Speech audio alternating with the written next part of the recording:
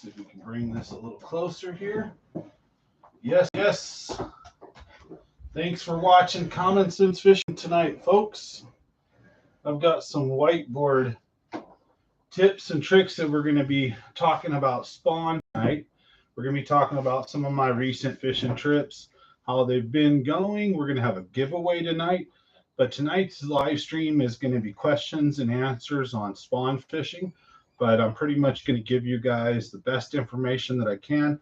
I'm actually going to do another video on this and release it on the channel, and we're going to edit it with some fishing footage showing the actual tips being used and what we do to catch these fish. And spawn, the fish will like to spawn up very close to trees, brush, poles, logs, any kind of structure they can find. They're going to be on it or near it. And so one of the first things I'm going to tell you guys that when you're spawn fishing, there's a good likelihood that you're going to hook into a fish that's going to take you into some crap. And during spawn is not the time, in my opinion, to worry about being line shy. You really need to focus on using, in my opinion, minimum of 10-pound test, if not 12-pound test. Even if you're fishing Nico rigs, drop shot, whatever you're fishing, be less focused about the line shy. We're going to talk about why and what the bass behaviors are. So we'll show you guys that bass have certain stages of behavior. Hey, Marco, Mario, nice to see you on.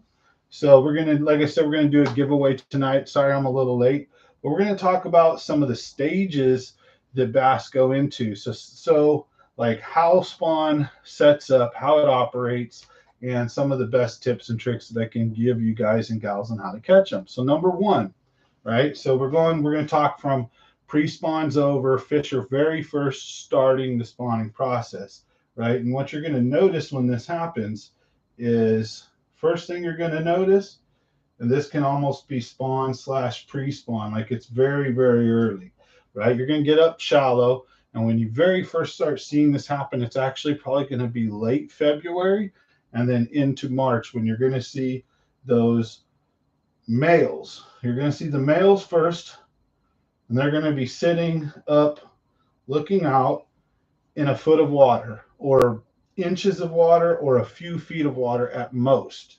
And you may not see any beds yet. This is that first stage where the fish will appear like they're just sunning. They haven't came up, they haven't made their beds yet. They're just pulling up, they're looking out, they're deciding that they're going to make a bed here or in this area. Now what will happen is when you come up on your boat, if you see these fish like this from very far away and you cast near them, you're going to get one of two reactions. If they don't see you, they're going to be either aggressive and they're going to keep this little area of theirs clear. So they're going to attack anything that's messing with it. I don't know what he's talking about. Do you want my phone? Here. So the fish are basically at this stage, they're either going to want to keep this area clear. So if your boat is far enough away that you can barely spot that fish, but you're sure that fish can't spot you, you're going to cast up near it, and that fish is going to come out and attack your bait. That's when basically, spawn is about to happen, and you can just be blind fishing, casting up shallow and just getting bit left and right, catch a ton of fish, right? And they're all going to be smaller males, almost all of them, right? Because this first stage of spawn is going to be the males moving up while the females are deeper still, maybe 6 to 8 feet, 10 feet, whatever, but they're usually also suspended. The females aren't on the bottom during spawn. They're going to be a foot or two off of it, or most of the time swimming around somewhere in the middle, right? 6 to 8 to 12 feet, 15 feet, maybe even 20, but usually not much farther than that. It also depends on the lake levels and how they're rising. So we're going to get into that too. But at the very first stages, the fish is concerned with keeping this area clear of anything because it's going to start to make its bed, right? So before it makes its bed, it pulls up and it usually chills. The very first couple weeks of really warm weather, they're kind of sunning up there too, yeah. But I think their biggest thing is they're pulling up, they're choosing the spots in which they're going to lay their beds or make their beds. Sorry, the females lay the eggs. So the males come up, we're going to make our bed here, we're going to watch out, and we're going to protect this spot. So you'll get two reactions. You're going to cast at this fish and it's either going to hit the bait, or you're going to cast at this fish and it's going to dart off, right? Now here's what's going to happen if you're looking at it from like a bird's eye view. So here's your boat right here. We're just going to use a basic triangle. Here's the shoreline, and there's a fish spawning really tight, let's say, in this area right here. But you don't see the bed yet, whatever, just the little guys up there. So you cast. You get bit, whatever, great, you're catching the fish. If you notice that that fish darts out and then comes back to that spot, that is where that fish is going to bed. Even if there's no bed yet, that fish is decided, that's its location. That's where it's going to make a bed. Maybe it hasn't made one yet, maybe there is. Because then the next stage is the male. So this is stage number 1, right? The male pulls up, looks at, keeps an eye on the area, clears out anything that's going to mess with his bed, and any fish that comes into his zone, anything, he's going to either attack it, or if he's spooked and he thinks something's going on, he thinks it's a predator, or he sees you, he's going to do that thing where as soon as you cast, it's going to dart really fast, maybe 8 to 10 feet away. Then it might lazily do this slow circle and then come back. And then eventually sit right back looking out. That's stage number 1, right? Now stage number 2 is going to be almost identical. So and this is where a lot of guys get stuck and spawn, right? Because stage number 2, and we're going to get a giveaway tonight. We're going to have a lot of cool stuff. So I hope you guys enjoyed today's video. If you have any questions, fire them away right there. I'll read the comments and we'll get into it. But I want to kind of get some of these tips out of the way. Like I said, I'm going to make another video about this and condense it and make it more easy to understand, because this is live streaming and kind of ranting and just winging it, you know, and doing it off the top of the head, so to speak. So I'm going to make a better version of this with, like I said, edited footage, all that good stuff. But I want to get a couple of these out of the way. We'll answer some questions, and then we'll get into the live stream. We're going to have a couple of gift cards to give away. So I appreciate everybody for supporting the channel and watching. Okay, so now here's stage 2. So stage 2, that same fish now has made its bed. So there's the bed, and here's the fish sitting on it. That's stage 2. Female still hasn't moved up yet, but now you're cruising along on your boat, right? And you can start to see the beds. That's stage 2, and you're going to see the fish on them. And when you cast to them, they're going to do that same thing. So when you look at them from above, even though this is, let's say, stage 2, and you have a bed here, you're going to cast at that fish. A lot of the time, that fish is going to do that big loop thing, even though there's a bed there, right? And so when the fish is doing this at that very early stage, they can be very hard to catch. You have to work a long time for them. Or the best thing to do at this stage, when it's very early, stage 1 and 2, is to blind fish and just fish shallow. And if, or you see the beds, just look for the light spots or the dark spots. We'll get into that in a second. And just cast at them a few times and then move on and just keep doing that. Or cover water and fish where you think they should be. Because at this stage, if you're putting your boat shallow and you're looking for beds, one of two things is going to happen. You ever been looking for beds and you're cruising and you're looking and you see beds? There's beds, but they're empty. And it's kind of early. And what the hell? Why are they empty? They probably weren't empty. Those fish spotted you before you spotted them. Even if you have a very expensive pair of sunglasses and great eyesight, at this early stage, they can be really keen on watching out and looking around, and they'll dart out before you ever get there. So you'll see all these empty beds. Their fish were probably there, especially if you slow down on your trolling motor, right? And sometimes it can actually be good to kind of blast through, and then you spook the fish, and you, instead of looking for the beds, you look for the fish to move and swim out, and you know, okay, there were fish on those. And then you, instead of the fish, do the big U-turn and reapproach that shoreline very slow, and knowing you've seen the shadow dart out from here, there, and there. Now you know that there's some general areas there should be some beds with fish, and you can creep up real slow and cast at them. And my way I bed fish is that in most of the stages I'm as far away from the fish as possible, but I still want to be able to actually see the fish, not just the bed. I want to see both if possible, but I barely want to see the fish as a shadow. That fish should be really hard for me to see, because then I know that fish can't see me or can barely see me, and the attitude of that fish is going to be much more aggressive and likely to strike. And we're going to talk about that too.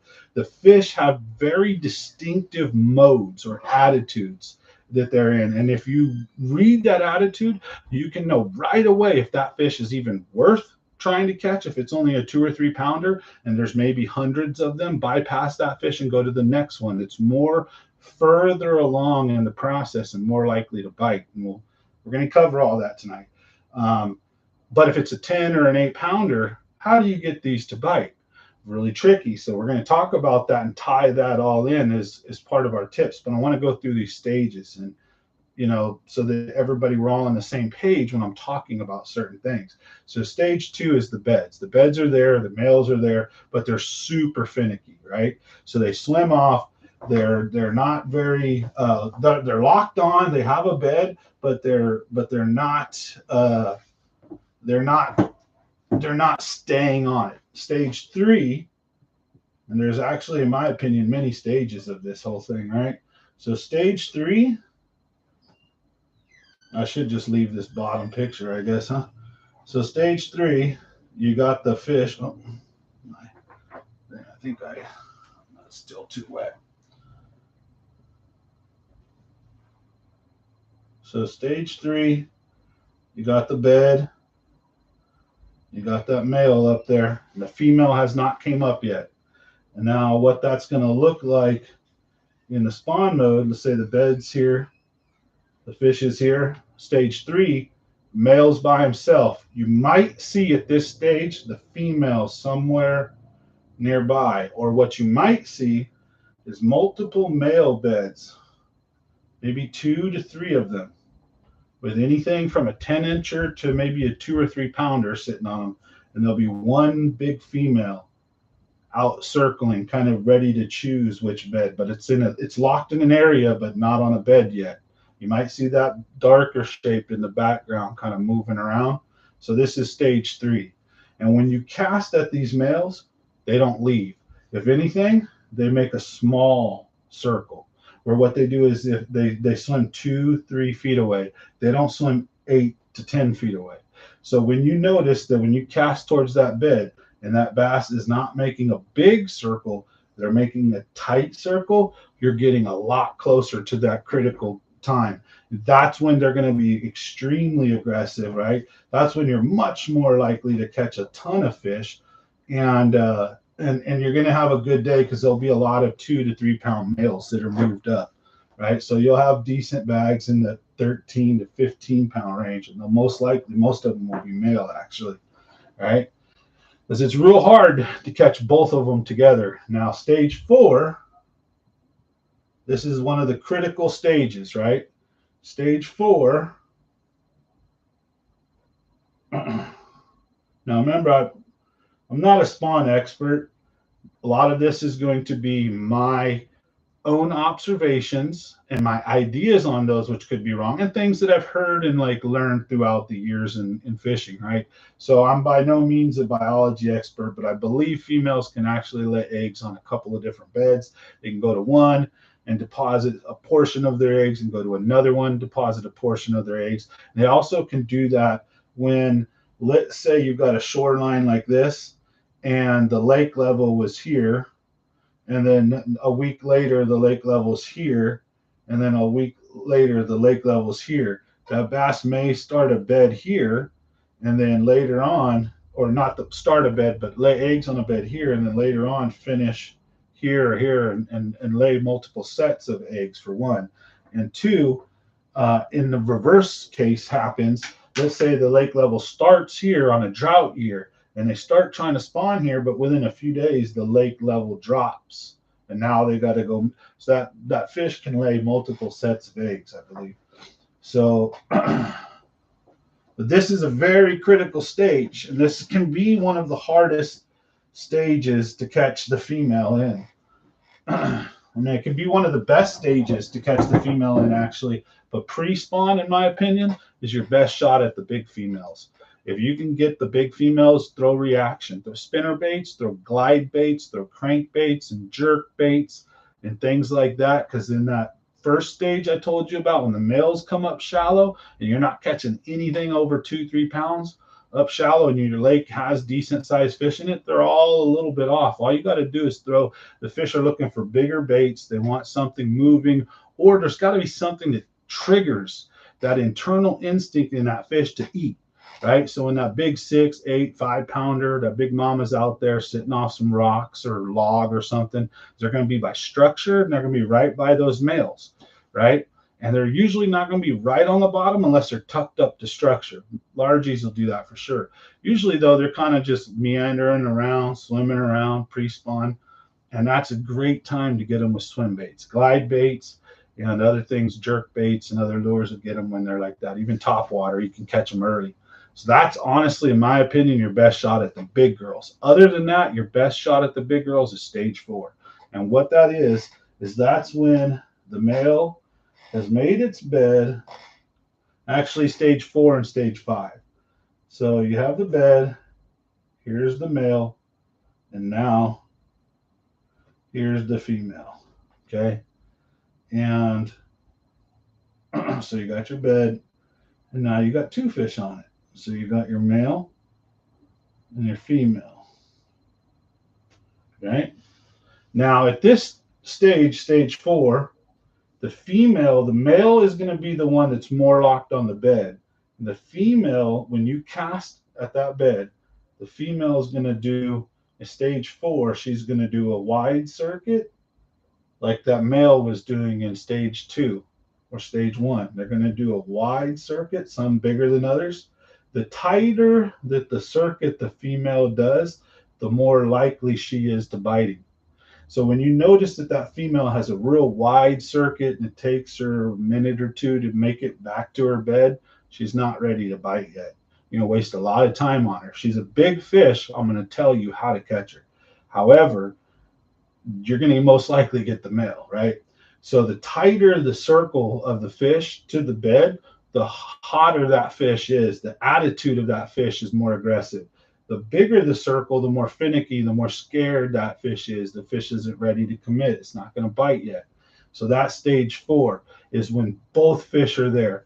And the male has a tight radius to that bed, and the female has a wider radius. And you guys will, anyone who's bed fished will know this when this is like this, right?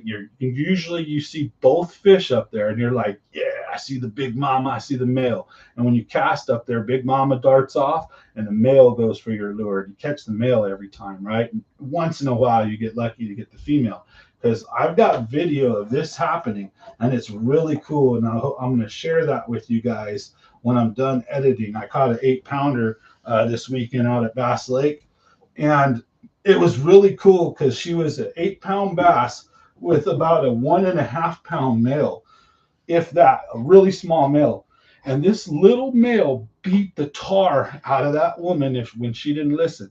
When she tried to go for that lure, that little male would ram her and hit her, and you could watch his mouth flare like he was biting, like doing that suction attack to the side of her face to push her away. And that's going to be stage 5. They were rubbing, right? And when we cast it at her and him, and we were interrupting their process, he would actually push her away from the bed and then nose down on the lure and try to take care of business. And we'd rip the lure out of the bed before he could attack. That's getting into some of the tips. We're going to talk about that, but I want to finish the stages. Then I'm going to answer any questions you guys have. And then we're going to talk about the tips on how to get them in those multiple stages, right? So stage number 5, this is, in my opinion, you want number 4 and 5 during bed fishing is your best shot at getting these big fish. So number 5 is going to be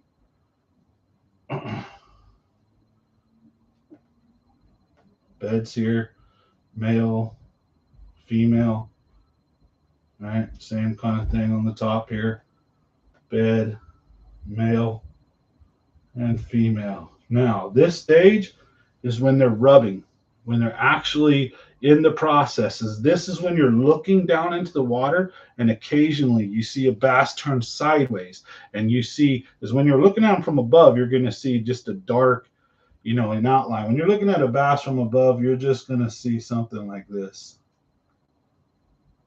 You're just going to see something like that. But when they roll and they turn sideways, you will actually see the full-on body of the fish, right? Like it will go from that to that, and you'll see it roll sideways. When they're doing that, they're in the D, right? They're in the actual process of mating. And this is when both fish have the tightest circle to the bed. They're mating, they're rubbing, they are not going to leave. And if they do, that circle of where they leave is extremely tight.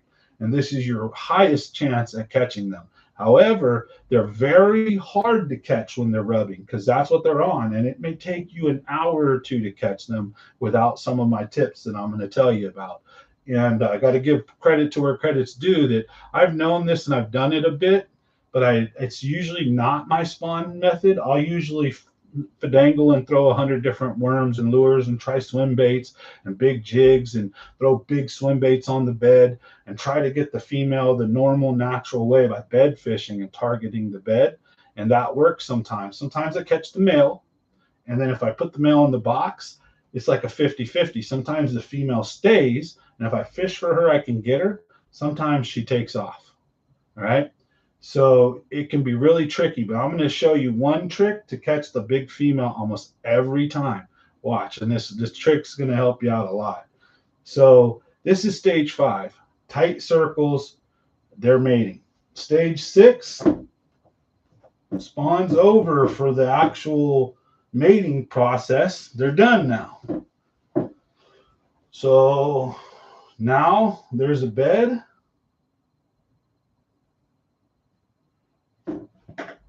Sorry, I'm going to dry this off a little better. So now there's a bed and there's just one fish on it. You don't see the other one no more. The one fish just guarding the eggs, guarding the bed. That's usually going to be the male, unless the male got caught. The female may be the one to guard the fry once they hatch, but usually the male do that too. What if the female pollinates 3 beds? She's not going to watch all 3 fry. They may be separated, right?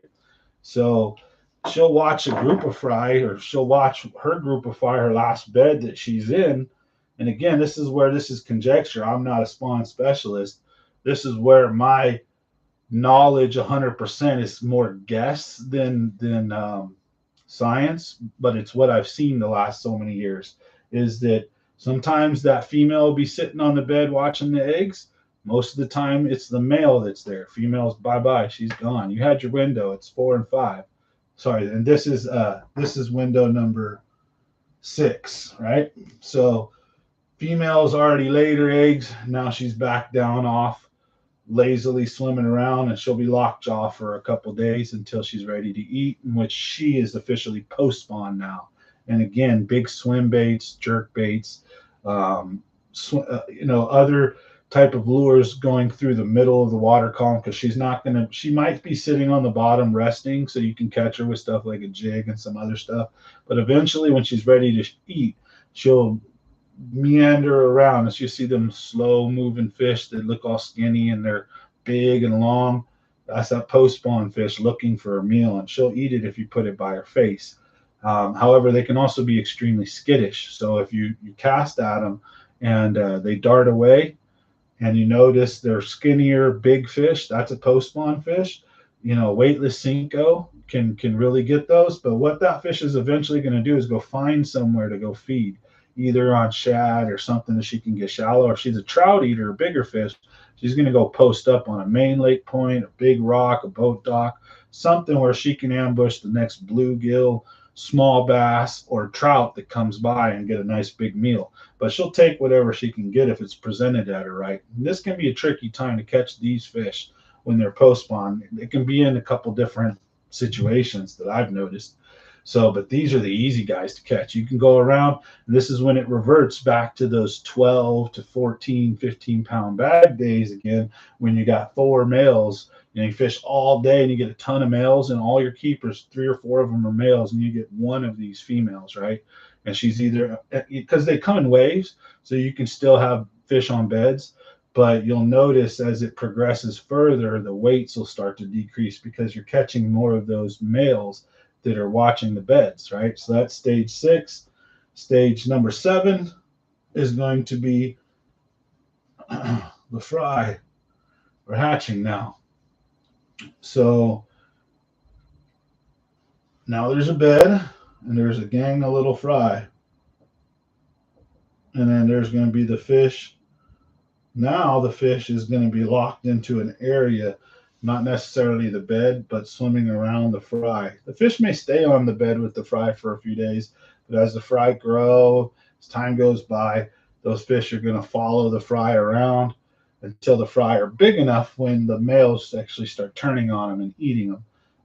The females eat them too, but it's just more work. So I usually power fish bigger baits. You'll notice these smaller baits you can catch giants with, but you're just more likely to catch a lot more smaller fish before you run into that big one. Because like I said, if it's presented right or it's an opportunity, that big fish will eat a little tiny trick worm, a little whatever.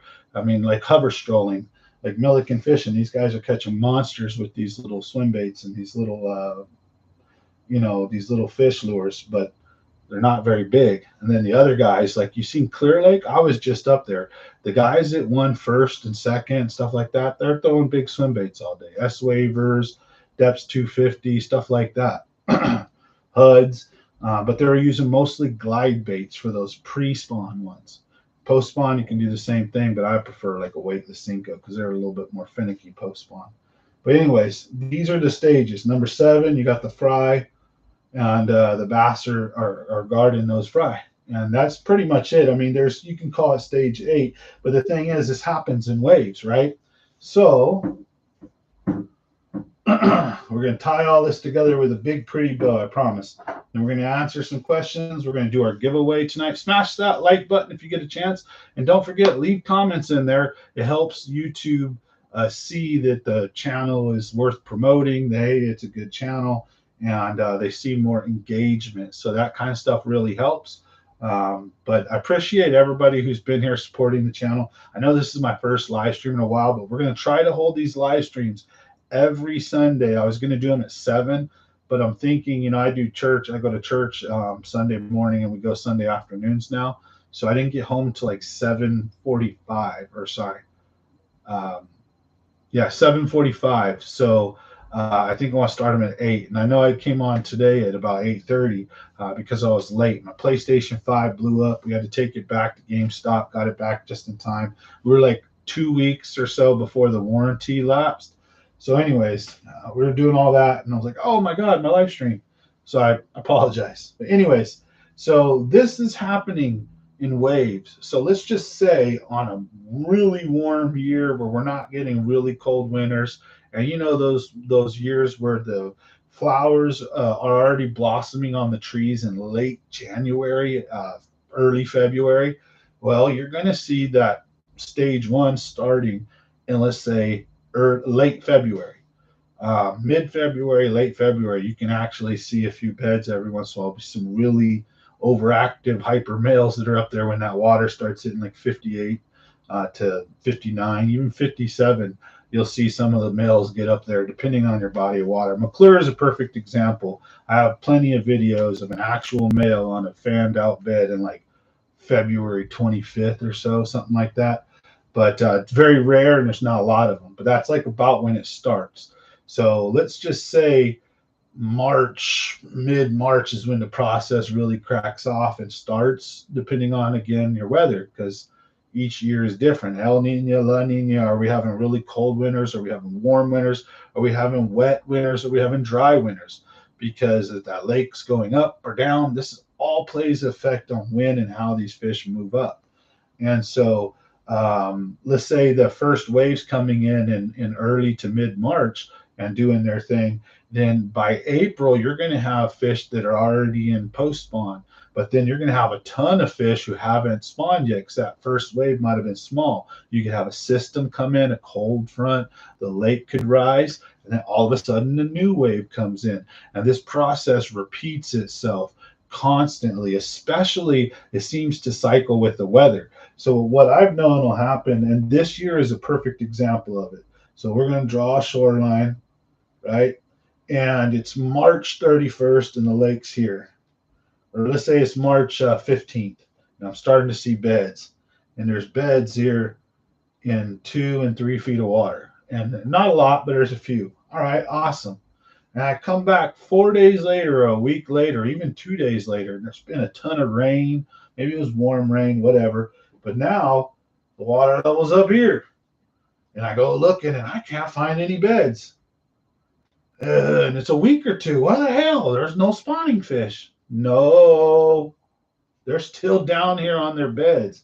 They're just on deep beds now. So now those same fish that were spawning in 2 to 3 feet of water are now in 6 to 10 feet, maybe as deep as even 15 feet, right?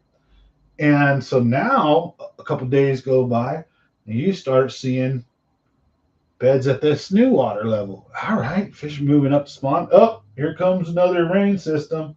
Water's up to here. Well, guess what? And you're looking for beds here.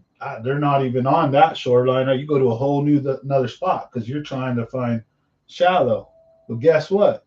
Those fish, while your boat's up here and you're looking around and all you see is a cliff, ain't no bass here.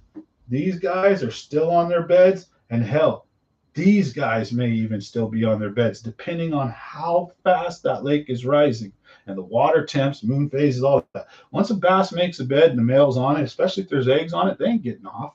So those we found the deepest we found bass is 20 feet deep or so, bedding, verifiable, big old circles. We're looking down in Folsom, crystal clear water one year. It was like 2011 or 2012. And the lake had risen drastically, right? And everybody was looking for bedfish and they couldn't find them and they sucked. And this is how we won Folsom that year. I can pull the trophy down and show you. First place was we were basically fishing for beds instead of 1 to 3 feet. We knew the lake had rose and we had been finding them regularly in 15 to 20. All right. And so these fish will still be on beds because the spawn process takes a bit of time between stage 1 and stage, let's say 7. So when you actually have fry and all that. So while that lake, let's say the spawn started in a first wave, let's just call it mid-March, right? And let's say that process is going to take a week to 2 weeks, a week and a half, maybe. I know it can happen in a few days, but from the male making the bed, staying on the bed, the female coming to the bed, them making the eggs, him fertilizing them, and then the fry actually hatching can take a while. So if from mid-March now to April, you had a ton of rain, but warm weather, water temps still cool, whatever, and that lake rises, and let's say the lake rose by 15 feet. Yes, you will have bass on beds in about 18 to 20 feet because they were bedding in 1 to 5. Now they went up 15 feet. They're still there bedding. I swear to God, I put that on my mama. They're still down there bedding, a lot of those fish. So then another system comes through, and now you find bass here. Now, this is a perfect example of what's been happening this spawn. Every time everybody goes out, the guys are whacking big fish, don't get me wrong, all over the place, but still, usually you got a ton of noobs who don't even know nothing about fishing catching big fish because all the big mamas move up. And if the water level stays stable, any Tom, Dick, or Harry can go out with a worm and catch a big fish and get lucky. But when this crap is going on, spawn is brutal tough. You'll see huge stretches of months go by and nobody's really reporting catching any big fish. Bunch of males. Oh, it was tough. We couldn't catch anything. Well, some guys murdered it because either A, while they're, like I said, this is happening in stages. There's other guys that are throwing big swim baits and doing other stuff, and they're adapting and moving, and probably much better than me. You know, I'm all right at fishing, but you know, there's always someone better. So this spawn has been a really good example of this happening, of the lakes just rising and rising and rising, and the bass being consistently in beds in about 8 to 10 feet of water almost everywhere I go. I've been finding bass on beds deep. And there's been bass on beds shallow too, because they're coming and going in waves. They don't all come up at one time, and every bass in the lake make their beds, and then all of a sudden the lake goes up. So all the bass are deep or all the bass are shallow. That's not how it works. So what I do when we're spawn fishing and this is happening, right? So when this type of spawn is happening, I keep my boat shallow so that I can still spot those occasional shallow fish that are just coming up making beds. Because, oh, damn it, the lake just rose by 4 feet in one day. Oh, shit, there goes all my beds. Well, there'll be new ones coming up. Now, if it's one day you had such a rise, you're not barely going to find any. It's going to be very few are just going to, that day they came up and they made a bed. You'll find some, but not a ton. A couple days go by, maybe a day or two, yeah. Then you'll find more bass will come up, and now the water level's where it's at. You know, maybe a storm system came in, lake level rose, and then you have 3 or 4 or 5, 6 days of good weather, so the lake stabilizes. But then another storm system, because it's spring, right? Another storm system comes in, lake goes up again. Tell me that's not what's been happening. So that's where these fish are on deep beds, and you can't see them. So yeah, I got a flogger. That didn't really help too much in certain water. Yeah, you can see down really good, and I still have it. I didn't return it. It's a cool tool, and I'm going to do some videos on it. But what we're doing is we're looking up shallow for those fish that we can see still, and we're casting out deep. But now I say deep, not 40, 50 feet. We're casting into 20, and we're working the lure up into that 6 where we can see it. And then the second we spot a bed fish, we start bed fishing. But in the meantime, while we're doing that, we'll catch a bunch of these fish out here just blind fishing, dragging a jig, because if the lake levels rose and now the bass are in 6 to 10, 15 feet, and my boat's sitting right here in over 6, and there's bass back here, they might see me, but they're less likely to be spooked. They're much more likely to be in a mellow, less finicky attitude or a more aggressive attitude where they actually will eat more or attack the lure, let's say, because they don't eat. They a lot of the times when they're on spawn, yeah, they'll eat and swallow your lure, but a lot of the times they're simply trying to get your whatever the hell is on their bed or in their area. They want it out or away. That's why it takes sometimes a lot of time before they even put the thing in their mouth. They may go up and nose on it, they may bump it, they may flare at it, but they won't actually eat the dang thing unless you really piss them off, or they're actually going to eat it, because they don't think, you know, if they see you, they see their shadow. And they're not, I don't think, these super highly intelligent creatures, but that instinct kicks in and they're less likely, right? They become way more fidgety, way more like anxious, where they just look like they're not going to bite, right? And it takes a lot to get them to bite. So when you're blind fishing, those fish can be a grind, but you can still get them. You just got to move your bait like it's winter, because you got to remember, even though it's spring, right? If they're on beds down there and you're casting into 10, 15 feet and you're just hopping your lure around, you're not giving it any time to sit on a bed for a bit. So while you're looking for beds, drag your lure like it was winter, and you'll notice you get that little bite. You'll feel it. But here's the deal. The bites won't hold for long, because if they're on deep beds from anywhere from 6 to 20, they're going to go, ta-da, and then your opportunities, because they're picking it up, they're going and they're spitting it right out. So you got to feel that first moment tap when they pick your lure up, and then as they're going to go, then you have that brief window to set the hook and catch them. So that's one of the ways we'll do it. Get shallow and blind fish out deep while you're looking for beds, right? So that's kind of tip number one. So we've gone over the stages, right? And now we're going to get into my best bed fishing tips, and then we're going to have our giveaway tonight. I hope you guys enjoyed tonight's video. First whiteboard video in a long time, but I just think it was critical with spawn to kind of seeing how tough spawn's been this year for a lot of guys, myself included. I think that it's important to share this information to help people catch more fish. Just treat your fish good, you know, unless you're, you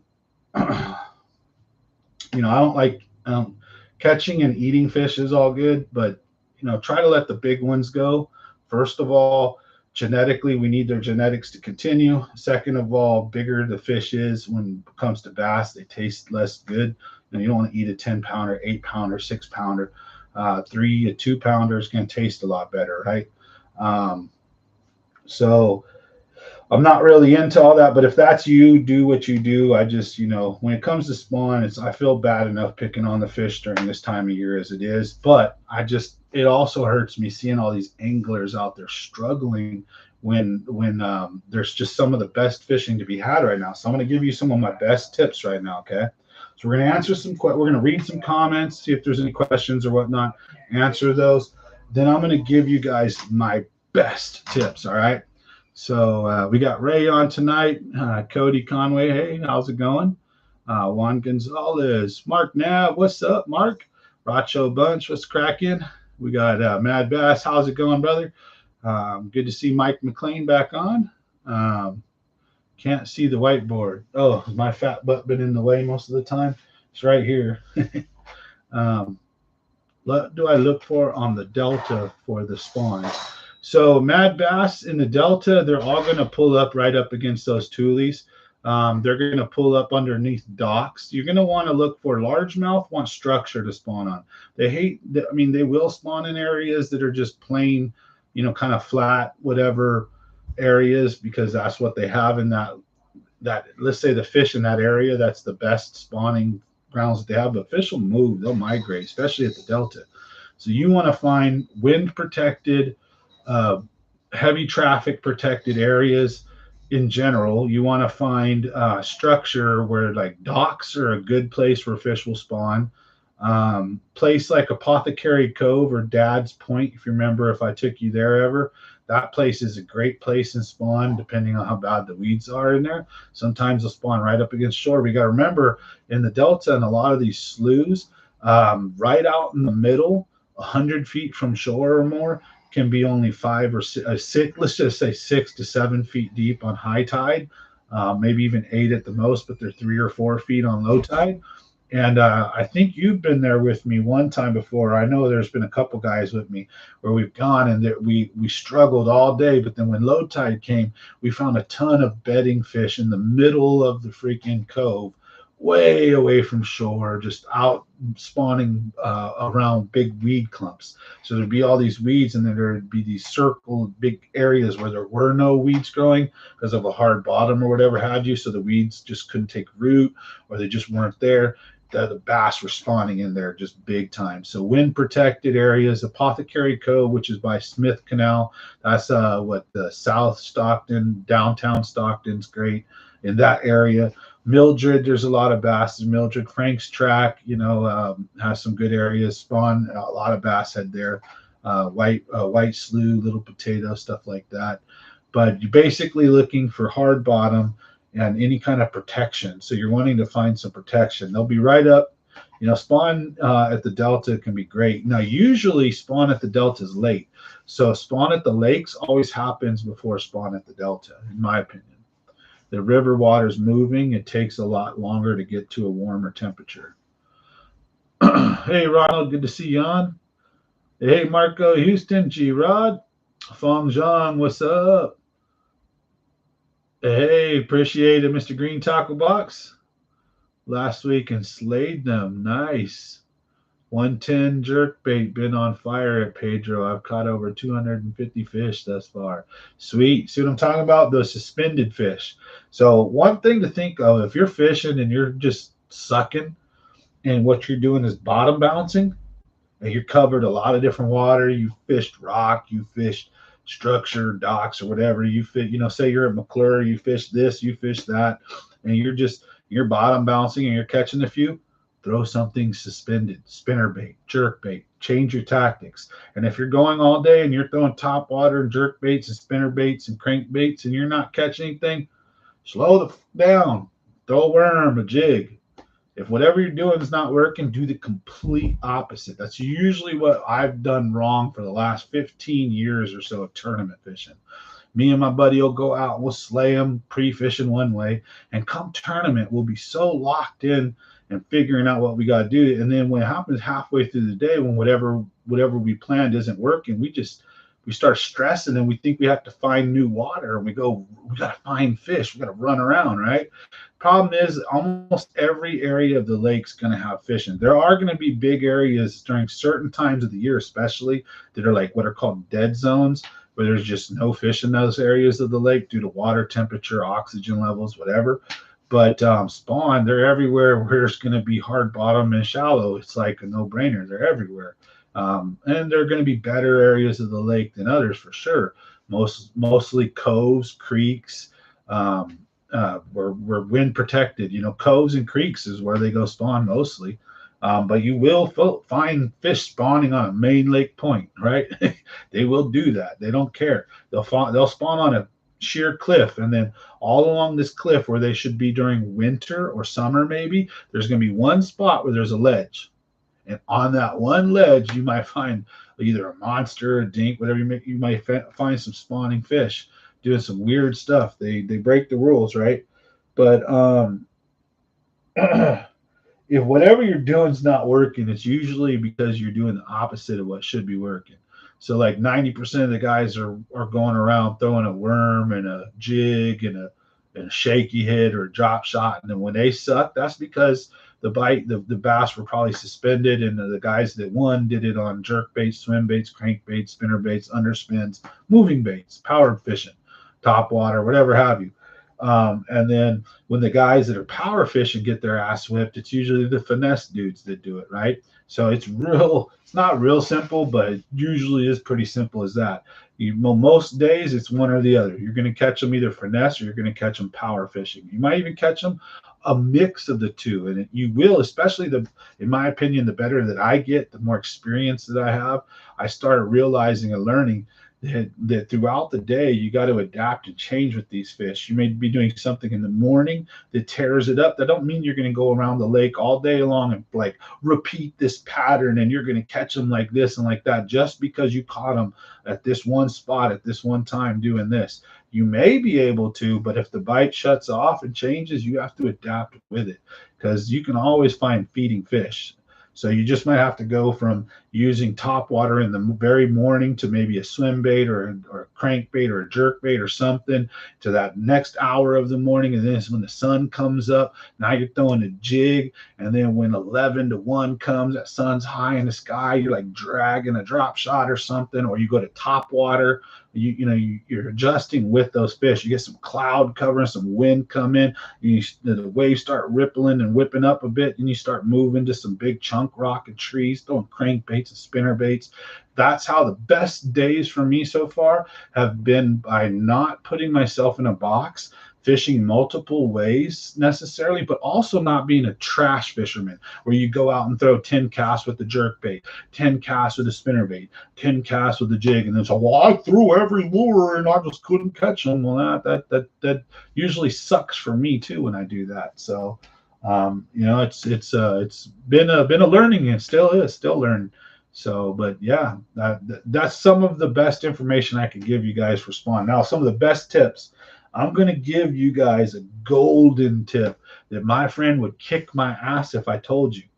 All right. So we're going to talk about, we're going to do the giveaway right after this. So make sure you guys hit that like button, stick around.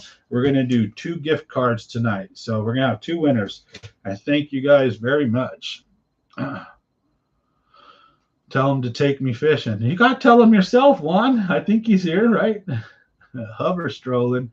Yeah, you never heard of that? New technique. These guys are just smashing monsters on little like daimiki, little soft swim bait lures on like little jig heads. It's like crappie fishing, and they use live scope, and they throw the lures right in front of the fish, and they watch it on their little live scope, and they move. They keep the lure in a certain depth, and then they'll catch these 10+ pound bass on these little. It's crazy. But that's live scope. I don't have that kind of money.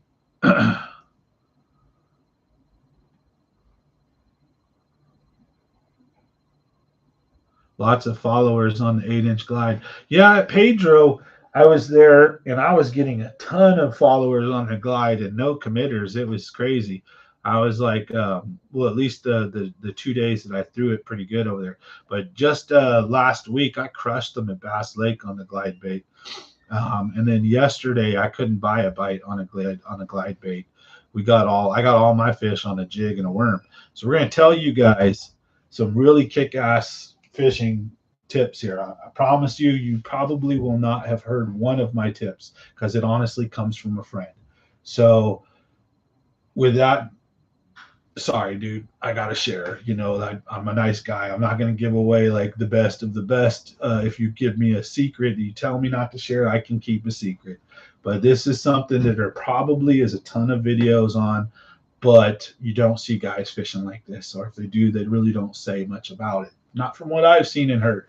And my buddy is pretty adamant about him fishing like this. And I get it. And I fished with this guy for years, and he's always said this. And it is one of my plays in my playbook, but I don't use it as often as I should. And this year I've been putting it to work. So we're going to share that with you guys, and then we're going to do our giveaway.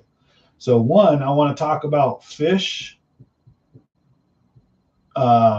activity level, or let's say this is better. Fish attitude. So you've got fish attitude. During the spawn, you've got number one, finicky / scared.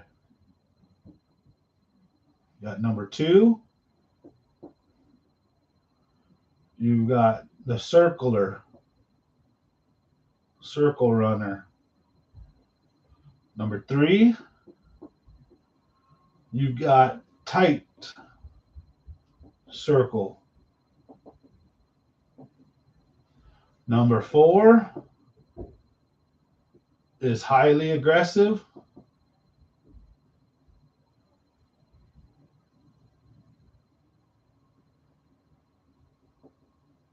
And with this, will be, I'll explain it a little more. And number five, you've got bumping and grinding.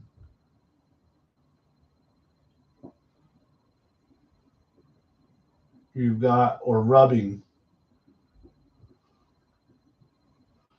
And I guess as another one here, number six, which is pre and post, you've got cruisers, baby.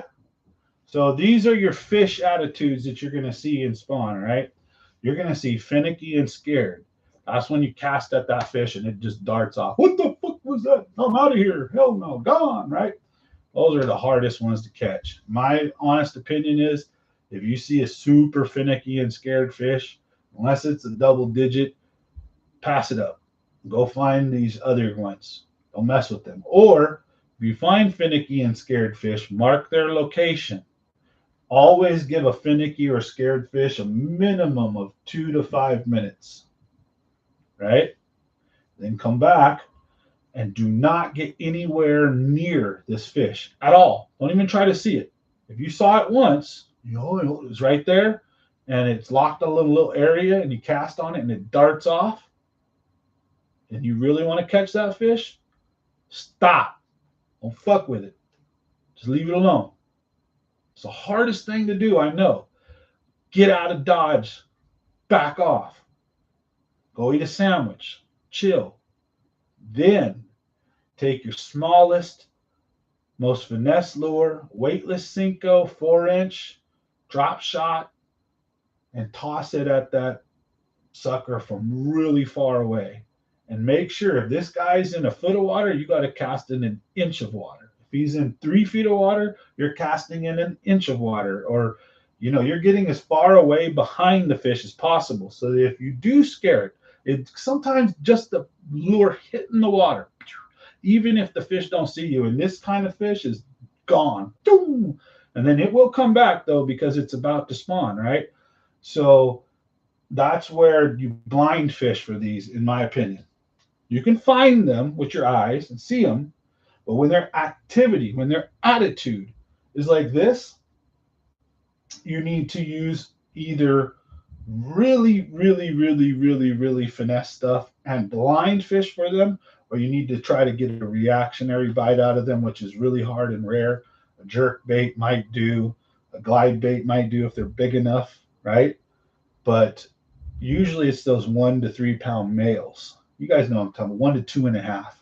Finicky, scared little bastards right up there just trying to make a bed, and they dart off the second that they see you or that you cast at them and they come back. So again, if this isn't a big fish, I would recommend you just store that spot in your memory for later and come back in a couple of days. There'll be some females up there. The males will be more aggressive. But if they're finicky or scared, back off and blind fish for them, right? Or just leave them alone. They're not the ones that you want in this. They're not the droids you're after if you're spawn fishing them, so if you can avoid it, but if you have to, you're going to need to either turn them on like a light switch with something reactionary, or you're going to need to use your smallest, most finesse stuff, and you're going to have to blind fish. If these fish see you, I don't care if you spend 7 hours on them, you're probably not going to get them to bite if they're that scared, right? Leave them alone. That's my first advice, and then come back, right? Number 2, circle runner. Very similar to the finicky or scared one. If the circle runner is running big circles, you treat it the same way. Now, if you see a bed on a circle runner and it's running big circles, my advice to you is you can cast over and over at the bed. Cast your lure at the bed and do not work it slowly. You want to use something like a jig that is heavy. You want to use something that's kind of big, but not too big. Like the jig is perfect. You cast it right past the bed, hop, hop, hop, drag it onto the bed. You want to make a lot of commotion to catch that circle runner's attention, right? And then you reel it in, and then cast back out, and then tick, tick, tick, and then reel it in, and then cast back out. And then with a circle runner who's doing the big circles, I've noticed big pops. Take your jig and bah, bah, and pop it real high. You're only going to get 1 or 2, and then it'll pop off the bed, and then reel it in. And what you're going to do is when you first cast and that lure hits the water, fish darts off, and it starts to turn around, and you pop your jig, boom! It just sees that motion on its bed, and it can turn it from a circle runner to aggressive pretty often, and it can work. You can turn. You need to adjust that fish's attitude. That's some of my most important tips tonight, is going to be how to adjust the fish's attitude from one step to another. You can actually do that. This one is the hardest one to do. Step number 1, like I said, I'd blind fish or just avoid them unless they're monsters. Now the circle runner, if it's a big circle runner, you can avoid them if they're not really worth it too. I suggest spotting fish and going for the bigger and better ones. You only, especially for tournament fishing, you only need 5. In a tournament, do not waste your time doodling for 2-pounders unless you don't have any fish and you're just trying to fill your live well. Well, then skip these ones. It's like a test. You got 100 questions, and your first question is a head scratcher that is like the preponderance of the universe, and you're trying to come up with the answer to the meaning of life. But then question number 2 through 100 is what's 1 + 1, what's 2 + 2. So you skip that hard question and go finish the test. And then if you have enough time, go back, right? Same thing with fishing. Don't doodle around with 2-pound males on a bed. Those fish, they're not worth it. Get out of there. Leave them alone. And it's usually these guys too. And it's usually because you can't really tell a fish's size in the water that easy. So, and if you're not catching any fish, it's hard to leave a fish alone, right? You're not really doing too good. But there's a fish on a bed. You think, and you're going to mess with it. If it's on this level or this one and it's a male, don't even bother. But if it's a decent female, the circle runner, again, focus on the bed, big hops, pops, and lots of motion to get their attention. Then when you turn the big circle runner to the tight circle runner, you got two options. You keep fishing the bed, and then you finesse fish them. Then once you get the fish to go from the big circles to the tight circles, you'll notice from that moment they'll start nosing down on your baits now. But you might have a fish that you spawn fish for, and it comes up really slow, looks at your bait, and then it swims off, and you're shaking it or you're dead. One thing is, if you try hopping and shaking and that doesn't seem to do the trick, put your lure on the bed and just leave it alone. Sit there and watch. Don't move, don't make a noise, just chill. You'll watch that fish look at your bait, look at the bed, and it will be maybe a couple feet away. And sure as shit, a minute or two might go by, fish will creep up. Another bit goes by, fish creep up. And then, you don't want to wait too long. You're waiting, 10 seconds to a minute. And then you start shaking it just a little. And then the fish comes up and looks at it. And then you do a little pop. And then right? And you're turning that behavior slowly but surely from one step to the next, right? So when they're in that tight circle, fish the bed, kind of big pops, try to get their attention. That's what you're wanting. You're wanting their attention. And don't soak your bait at this stage.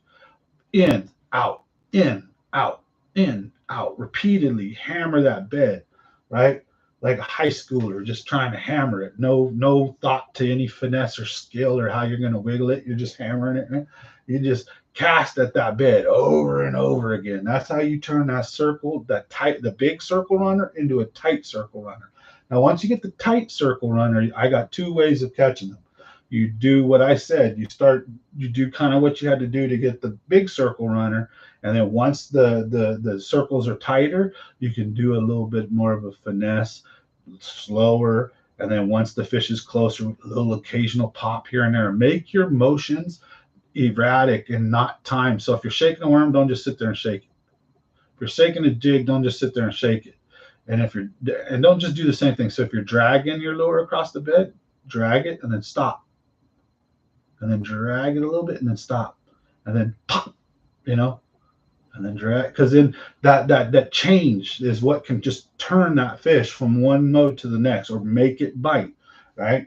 So that tight circle, again, I'm casting past the bed in these first two, in the big circle and the tight circle. I'm casting past the bed.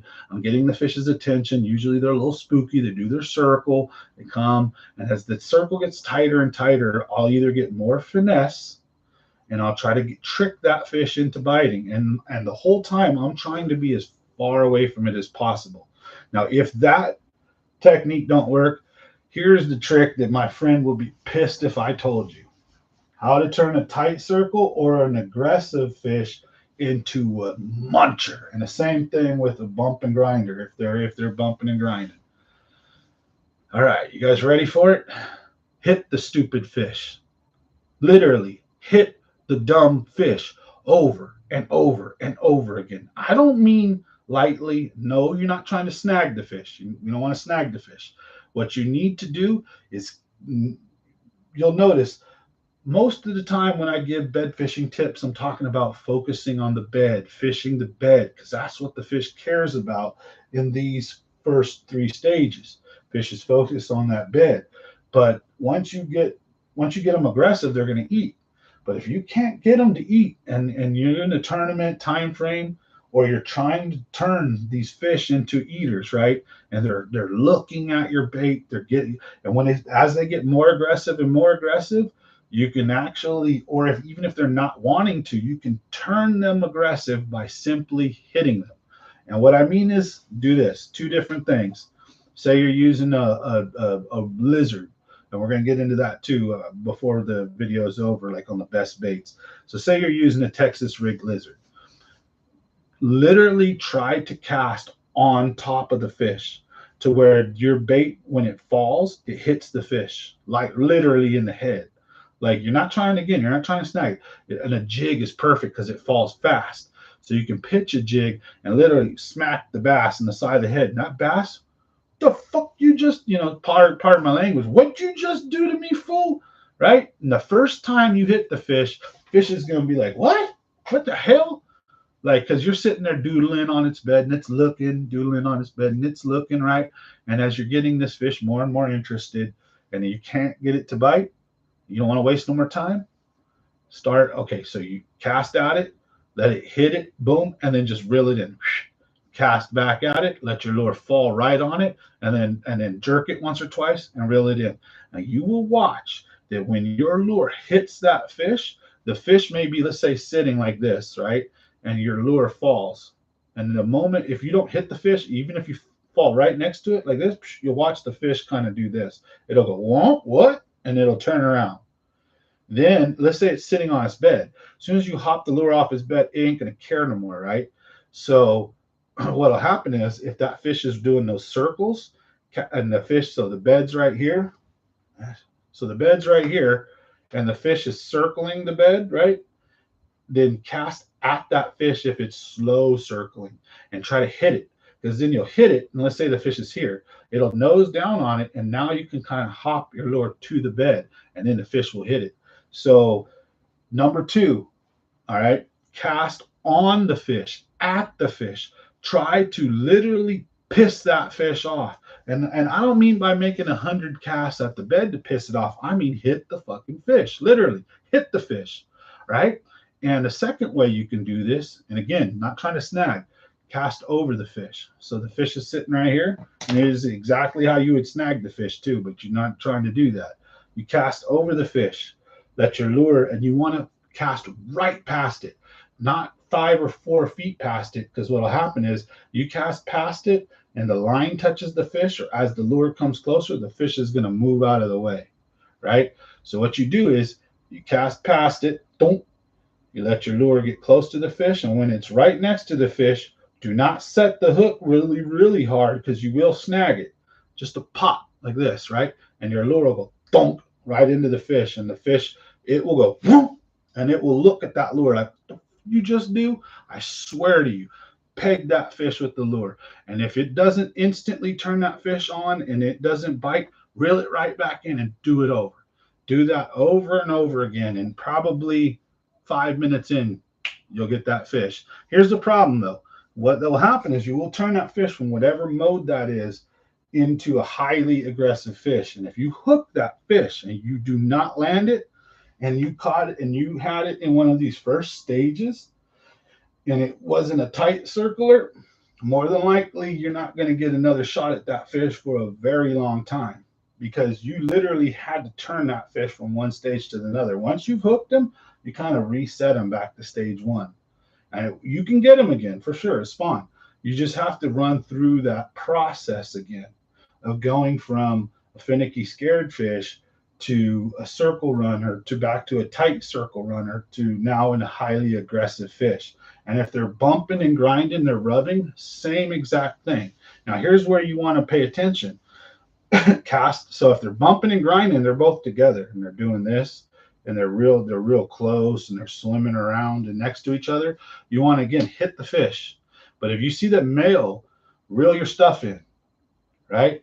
And keep trying to hit that female. And you'll notice the male, I got this all on video. It was so cool. The male was pushing the female away and telling her, hey, I got this. Get off of this bed. Like, there's danger. Let me handle this. And the male would push the female. Now, this is a 12-inch, 14-inch male pushing an 8+ pound bass around, right? That 8+ pound bass does not like being pushed around by a little dinky male. So you keep that up just for a few minutes, and I'm telling you, that female is going to say, screw you, midget Mike, get out my way. And she's going to go handle business and go take that lure out. And that's how you get them when you're bumping and grinding, especially. You need to try to hit the fish with your lure, separate them, and try to watch. If that male's going for your lure, do not try to work it. Do not even try to catch the male. In my opinion, if you catch the male, your chances of catching that female, if you keep the male, I don't care what you do, just went a lot further down. you want to catch the female first if possible, right? And then you don't even need to catch the male. You move on to another bed if you're tournament fishing. So by doing this, when you see them fish bumping and grinding, aim for the female, try to peg the female, try to separate them, try to anger them. Because when they're bumping and grinding, they're not angry, they're horny. Not really horny, but you know what I'm saying. Their instincts are on, and they're doing their thing. They are not going to feed, and they're not going to put something in their mouth. And if it does happen, 90% of the time or more, it's going to be the male that does it. So in order to catch that female, you cannot let the male get that. You need to basically piss them off and yank that lure out before that male has a chance to turn on it. But if you see the female turn on it, let her do her thing. And you'll watch the behavior. It's really cool. So you can turn a fish from one mode to the next. It's really, really cool to see. And it's really fast if you hit them. Now, here's why sometimes I don't hit them until they're in that tight circle, because I don't always do that. I like the finesse tactic. For one, I'm not trying to hurt any fish. And again, we don't hit them hard. We're not trying to bruise them. We're not trying to snag them. We're not trying to like hurt them at all. What we want to do is simply aggravate them. And when I mean hit them, I'm saying like the fish is right here. Your lure lands right here, and you hop up and then just bump it into them, not and snag them, you know, just bump your lure into them or cast your lure on its head. Simple as that.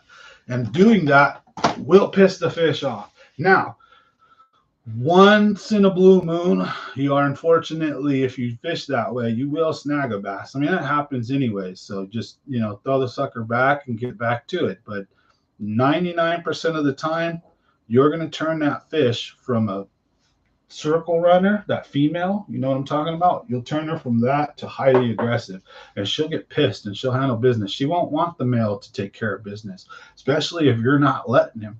You pull that lure out of the stuff. Do not catch the male.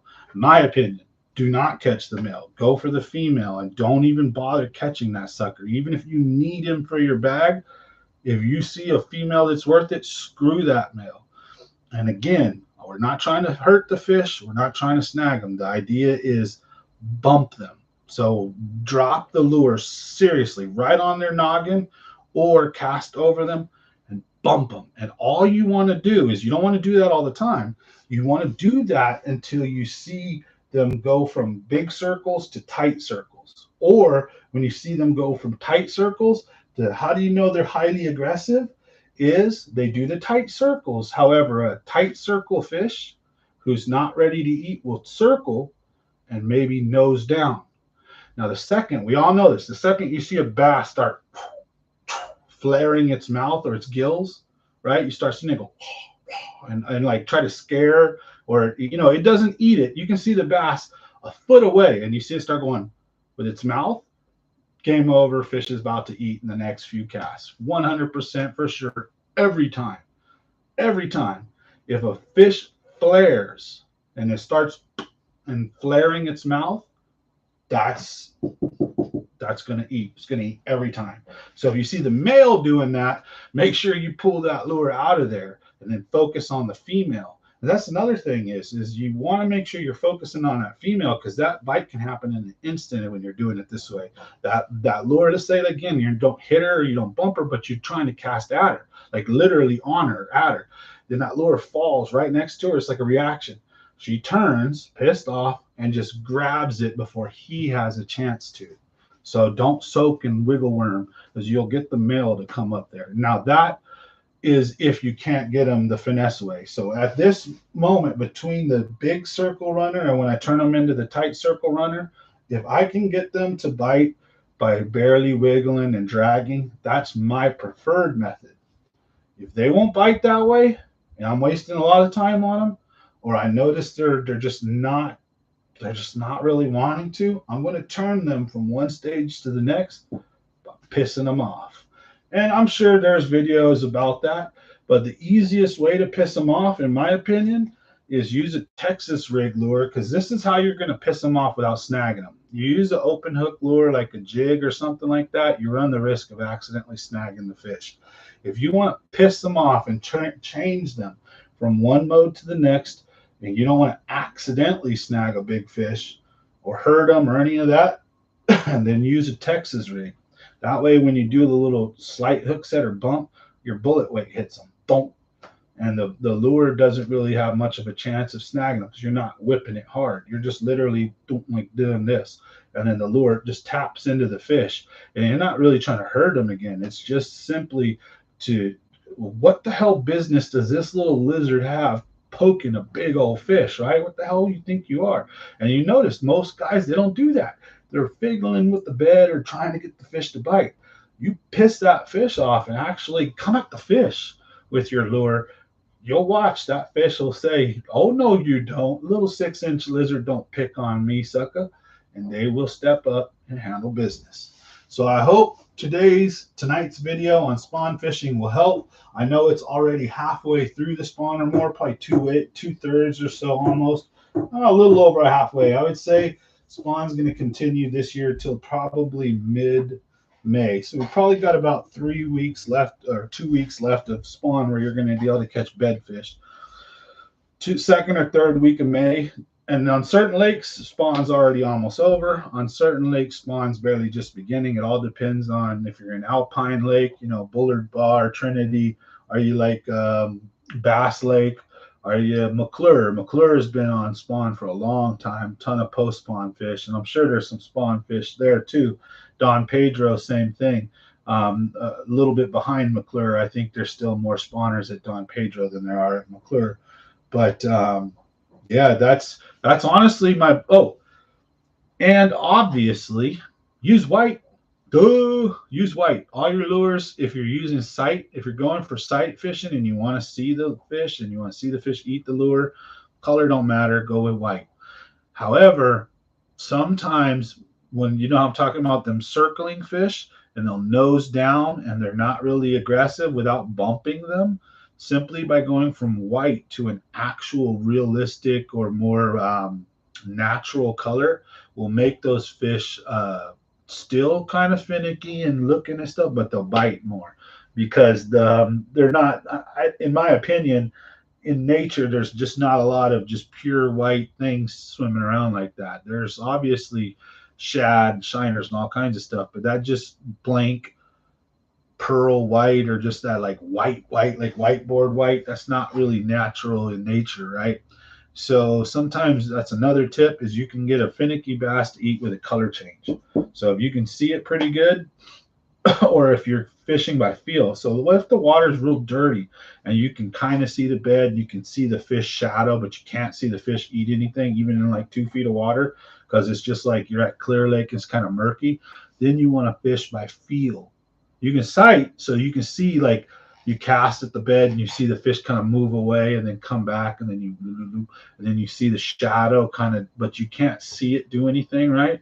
Sometimes even in that water, you'll see the flaring happen, in which case usually he's just about to eat or already has your lure. But keep really tight line and barely any movements and eat. And sometimes you don't feel it, but most of the times you'll feel that little tiny tick or weight change as the fish picks it up. But in the spawn, you have a much smaller window to set the hook because the fish is only going to turn just a few inches and spit your lure out 90% of the time. Or it might not even turn. It might just literally suck your lure in and then spit it right back out. As it's not trying to eat the lure, it's trying to get the thing off its bed. So by color switching, you can turn a fish that's also a little bit shy into a more willing combatant, let's say, more willing to eat and get on your line, right? So color change, white is good for your sight, natural is good for fish. So depends. And then last tip I think is super important is remember this. In my opinion, probably 90% of bass fishermen or more, when they look for beds, they're looking for white or light circles. They're not looking for white, but they're looking for light circles. Don't forget that a lot of beds can be dark circles. Depends on what the bottom's made out of. Sometimes the silt, the fine dust and dirt that settles over time on that layer is a light brown. And when the fish dusts the bed off, instead of the rocks being lighter, the rocks are darker, or there's debris or some like material underneath the silt that when they brush it off, it becomes darker instead of lighter. And those darker beds, it can be a lot harder to see that fish on that bed. So you might just pass right over it. One of the best and biggest tips I can also give is do not forget that beds a lot of the time are also dark. So you're looking for any kind of circle that stands out when you're bed fishing, light or dark. Please take that to heart. That will help. Trust me, if you're not the best spawn fisherman, don't forget those dark beds. And then when you see a dark circle, analyze it really closely. Maybe even go real close to it and get up to it. And then when you see the dark circle and you see the lighter color around it, and then all of a sudden you see a shadow move off because you scared it, go away, wait that 2 to 5 minutes or 30 seconds, depends on how locked on that fish is, and come back, and that fish will be there. All right, let's have a giveaway, folks. I hope you guys appreciate tonight's video. Thanks for sticking with me, and if you guys made it this far tonight, I appreciate it. Looks like we got 16 on. Woohoo! Can we get 16 likes? Can we at least get 10? Something like that. Hit that like button if you guys get a chance. Appreciate it. We're going to read some comments, and if you want to be in tonight's giveaway, as always, hit comment in the comment section there. That way I can see your name. I know that you're still here, so that I'm not going to give some random person a card who wasn't even here and who might have showed up for the first 5 minutes of the video and they're gone. That's not how this works. It's not like a raffle. So hit the comment button and put in giveaway, and we'll go ahead and we're going to pull up the wheel of names, and we're going to get you guys some gift cards. So let's get this giveaway on the roll. I'll get my phone out. We'll record it. I spun it. I got to delete all the names, and we'll redo this. It's going to act like, yay, winner, RC Creative. Okay, so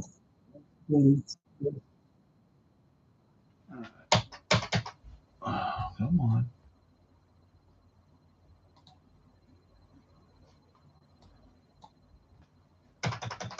All right, so I got the wheel of names up. Where is my phone? Oh, my wife has it, duh. Oh, you guys are just gonna have to trust me then. Sorry. All right, so let's start. We got Marco, Houston, and then I'm gonna call out all the names. If you don't hear your name, that means you didn't hit comment, or you didn't comment giveaway. All right, Marco, Houston, Fong Zhang, Juan Gonzalez. So. By the way, I've been catching some good bass on the green tackle box jigs lately. Jig sucking lips, I've been using them too, but on the green tackle box, I've got a lot of your 1/4-inch jigs, and those things are badass, man. The little 1/4-inch jigs, I've been really going to town. So hint, hint, I've been using a really specific type of jig for bed fishing. Another thing is if I'm not fishing in wood, and I'm bed fishing in rock or whatever have you, I'm using an open hook jig. I'm not using anything with a brush or weed guard, because that's just, in my opinion, a potential chance to not hook up.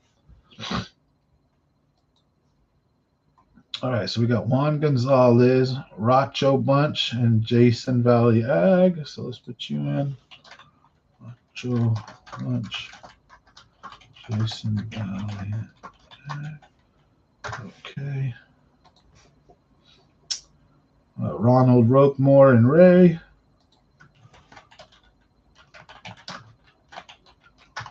Good to see you on tonight, Ray. Thanks for joining as always. Long-time supporter. A lot of you guys have been with the channel for a long time. I appreciate you. And if you're new here, welcome to the channel. I appreciate every single one of you, from new arrivals to the people that have been here from the beginning. You guys are awesome. Got a good little group here. We got Ray. So let's get G-Rod and Cali Vibes. G-Rod and Cali. Man, my eyes are killing me. Anyone else getting their butt kicked by allergies bad this year? with all this damn rain, the grass and the flowers just will not go away. My eyes are like, look at this, man. I don't know if you could tell. They're just purple almost. It's freaking miserable. Cali vibes, Cali vibes. All right, so Mario Ibarra and Mad Bass. All right.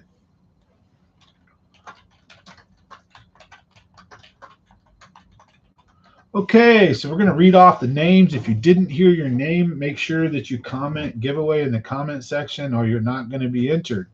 So we got Marco Houston, we got Fong Zhang, we got Juan Gonzalez, we got Racho Bunch, we got Jason Valley Ag, Ronald Roquemore, G Rod, Cali Vibes, Mario Ibarra, and Mad Bass all entered. If you didn't hear your name, make sure you comment giveaway in the comment section. I'll give you guys a minute or two, and then we're going to hit the spin button and get this puppy on the road. We went down a like. It was 11 likes. Now it's 10. Someone's like, I take my like back. I hope the tips helped out, though, folks. I'm not, like I said, the world's greatest fisherman or some kind of like spawn guru, but I'm going to tell you guys that I've seen a big difference in my bed fishing ability over the last few years by incorporating some of these things, especially hitting the fish and casting at them.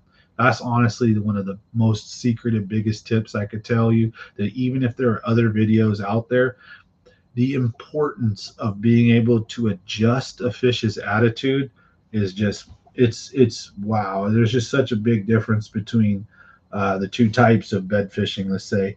And there's a time and a place for each one. So I've noticed that if I try to hit the fish and they're in the wrong stage, or sometimes it don't work and they'll turn them off. You can actually push them off, or they'll become even more finicky.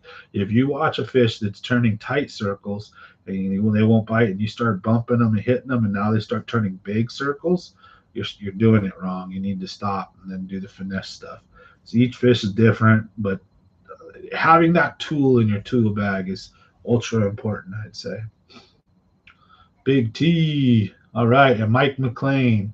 So we got Big T and Mike McLean. Ray, I think you're in there, but let's make sure. Ray, yeah, how did I not put you in there? I even called you out. I was like, hey, Ray, thanks for watching. That's probably why I was talking about you and then forgot to put you in. What a bonehead. That would have sucked. All right, so Mike McLean and Big T.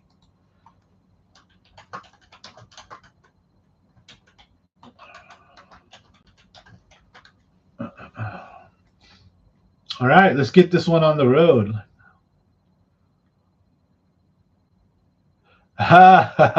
Best tip to bed fishing, a 10-odd treble hook. Yeah, Mike Long, like the dude from SoCal.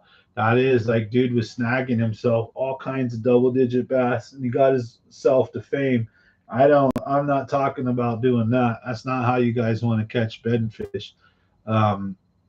You want to keep your soul intact, your integrity.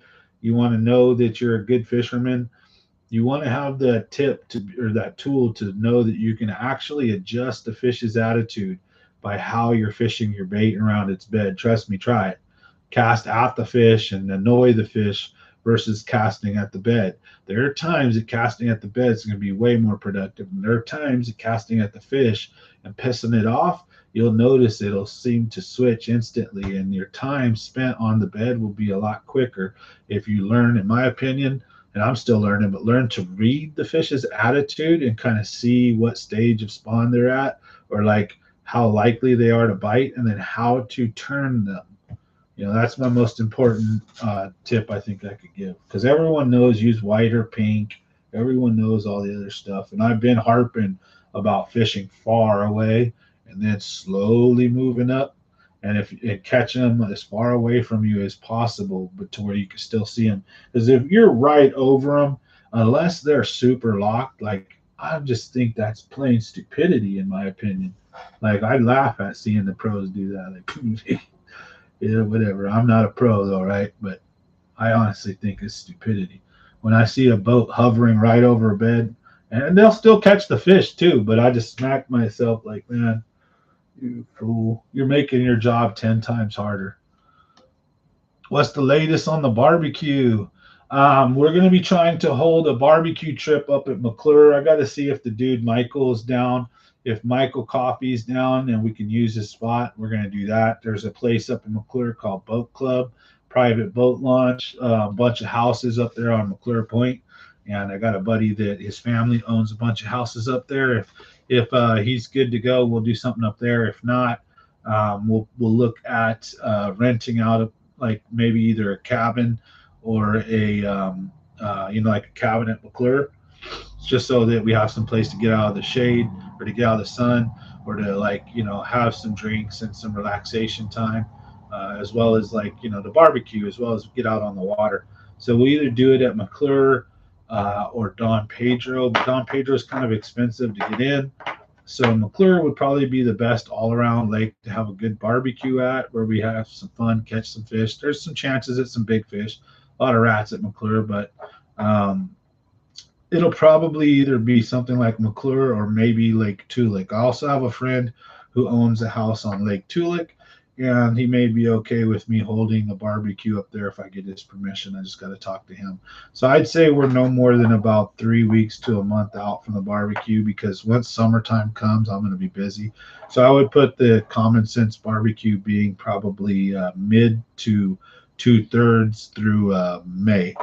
And I'm also trying to go on another Clear Lake trip. If anyone wants to get down on that with me and rent an Airbnb or something, you can always reach out on Facebook or let me know. Let's get these gift cards given away. So, first winner, let's get it going. Oh, Bijan, gotcha. Sweet. Nice to see you on. Let's put you on there. Bijan, got that 8 pounder on your jig. And the green tackle box, I've been getting a bunch on too. Like I saw, I've been getting a lot of my 3 to 5s because all the jig sucking lips jigs I got were all 3/8 and half ounce for winter. I'll give you a little jig fishing tip, guys. I use my jigs basically in general. A rule of thumb is going to be if I'm fishing in like 30 or deeper, if it's a half ounce. If I'm fishing in like 20 to 40, it's a 3/8. If I'm fishing in 1 to 20, it's a quarter ounce almost every time. That's how I roll. All right, let's do this. All right, so we got all our guys for the giveaway. I'm going to read the names out one last time. Sorry to be so um, repetitive, but I just want to make sure I don't leave anyone out. I'd feel like crap. So we got Marco Houston, Fong Zhang, Juan Gonzalez, Racho Bunch, Jason Valiag, Ronald Roquemore, G Rod, Cali Vibes, Mario Ibarra, Mad Bass, Ray, Mike McLean, Big T, and then Bijan. If I'm missing you, this is your last chance to speak up. In the next 30 seconds, I'm hitting spin, and we're going to give these away. So we're going to do 2 spins. First one, we're going to give away the first card, and then we're going to take whoever wins. We're going to take your name off of the wheel, and then we're going to go ahead and do a second spin. All right, Dylan Boss Kinzer. We'll put you on there, and that's the last one. So we're just going to put Dylan Boss. All right. Let's do this. I don't have my phone to record. You guys are just going to have to trust me. Or, watch this. You guys are going to see my room, but I don't really give a shit. So, we'll do that. How about this? For those of you who might not trust me and say, oh, Sambo, what are you doing? Oh, look it. Wait a minute. Oh, wow. I didn't know it would do that. That's pretty cool. I'm trying to show you the screen, and it's just like on retard mode. Oh, wait, that's because this. Let me see. Because it's showing you that. If I do that, you guys comment. Can you see the wheel of names and all the names right here?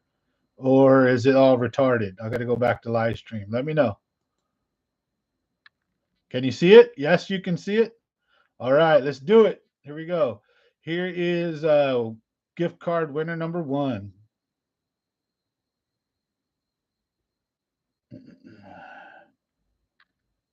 Hey, Mad Bass, you won a couple times. Lucky, lucky. So we're going to remove you. We got Mad Bass as winner number 1. Winner number 2. Where you do?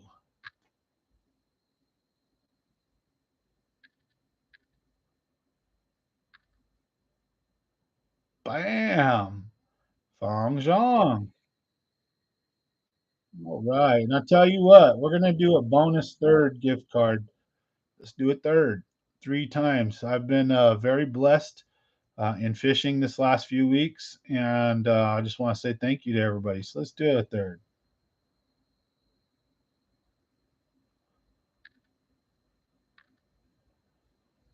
Oh, Ray. Woo. Hey, so we had, I'm a burnout. I already forgot the first person that won. To watch the video over. So we got Ray, and we got Fong Zhong, and we got Mad Bass. Is that who won? Right? Let me see here. I'm gonna put it down on my little whiteboard. So I know Ray won. Winners gift card. Ray, Fong Zhong, and Mad Bass. Hey, 2 of you guys I've actually been fishing with. Fong, we need to go fishing one of these days, brother. I don't think I fished with. Oh yeah, I fished. Well, I fished like with you in tournaments and stuff. You were in the next boat over. I've chatted with you a bunch of times, but we got to go fishing one of these days, brother. Jump on the boat.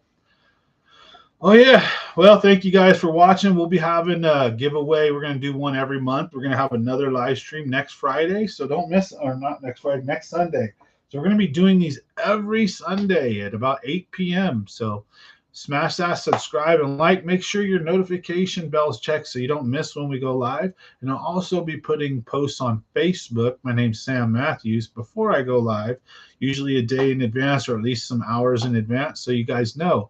Follow me on Bass Fishing Lovers, my page on Facebook that I created, or follow me personally if you'd like, so you don't miss out. Because I like to share and help out. I really do enjoy. I get a kick out of watching other people catch fish and spreading just the love of fishing. So thanks again, and we'll catch you guys on the next one. Yep, I got your address, Mad. We'll send it over. Thanks, everybody. Catch you guys on the next one.